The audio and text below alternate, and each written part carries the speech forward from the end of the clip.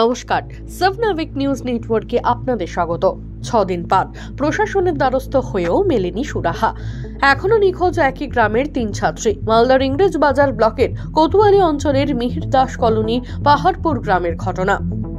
সূত্রের খবর, ওই গ্রামের বাসিন্দা সতীশ পাহাড়ি, তপন পাহাড়ি ও মিতুল পাহাড়ি। তাদের 3 জনেরই কন্যা সন্তান, একজন কলেজে এবং বাকি 2 জন স্কুল ছাত্রী। এদের মধ্যে একজন নাবালিকাও রয়েছে।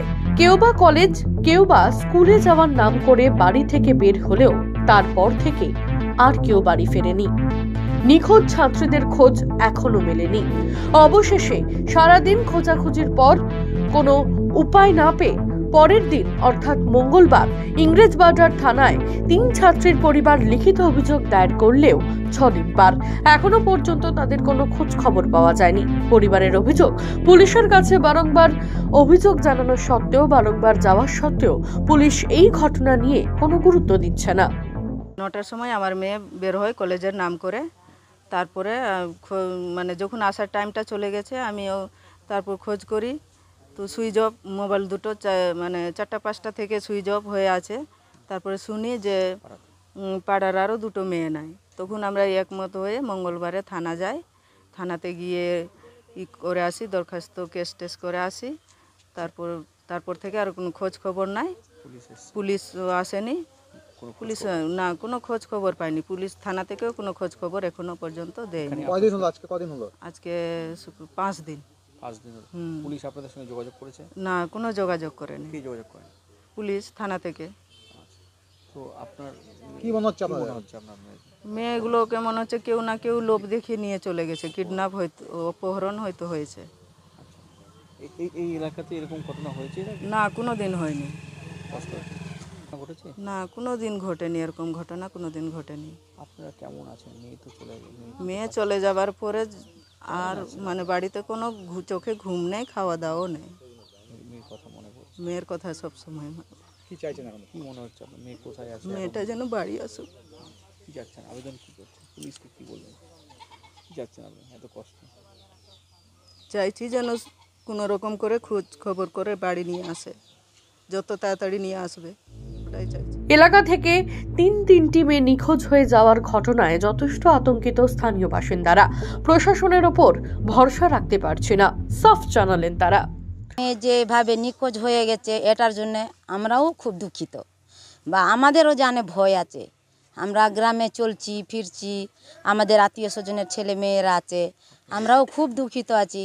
স্যার, দয়া করে আমাদের 3টা মেয়েকে যেমন করে হোক কোনো উপায় করে আমাদেরকে খুঁজে এনে দেবার চেষ্টা করেন আপনারা। না, কোনো দিন ঘটেনি এই ঘটনা। এই গ্রামে তো আরও ছেলে মেয়ে আরও অনেক আছে, কিন্তু ভয়ে আমরাও পাঠাবার কোনো সাহসই পাচ্ছি না, যে স্কুলে পাঠাবো কি প্রাইভেটে পাঠাবো, আমরা সাহস পাচ্ছি না। তো এটার কোনো উপায় আছে স্যার? পুলিশকে কি বলবেন? পুলিশকে কি বলবো?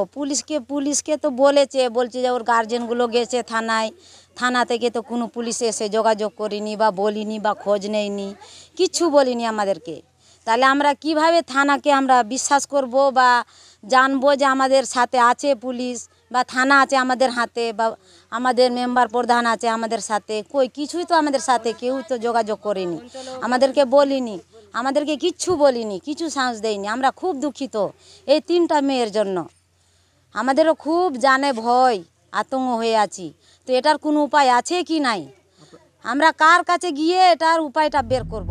এই ঘটনা প্রসঙ্গে গ্রাম পঞ্চায়েতের প্রধান সন্দীপ ঘোষের সঙ্গে কথা বলতে গেলে তিনি জানান, থানা যদি কোনো ব্যবস্থা না নেয় তাহলে পরিবারের লোকজনদের নিয়ে পুলিশ সুপারের দ্বারস্থ হব।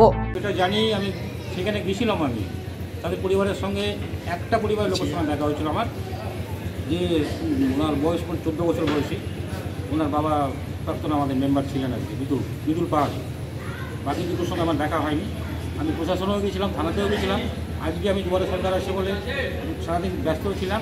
আমি সন্ধ্যা নাগাদ আবার এসে যাব, আমি থানায় যাবো। এই যে পুলিশের ভূমিকা, তো পুলিশকে আমরা বারবার বলে এসেছি, স্যার এটাকে দেখে দিতে হবে। আমার পক্ষ থেকে যতটুকু চাপ দেওয়া, যতটুকু বললাম আমি বলেছি। আজকেও আমি যাব। একটা নাবালিক 14 বছর বয়সী মহিলা, আমাদের মেম্বার ছিলেন উনি, প্রাক্তন মেম্বার ছিলেন উনি। আমার নিজেও খুব খারাপ লাগছে। আমি সেই গ্রামেও গিয়েছিলাম, তাদের সঙ্গে দেখাও করেছিলাম।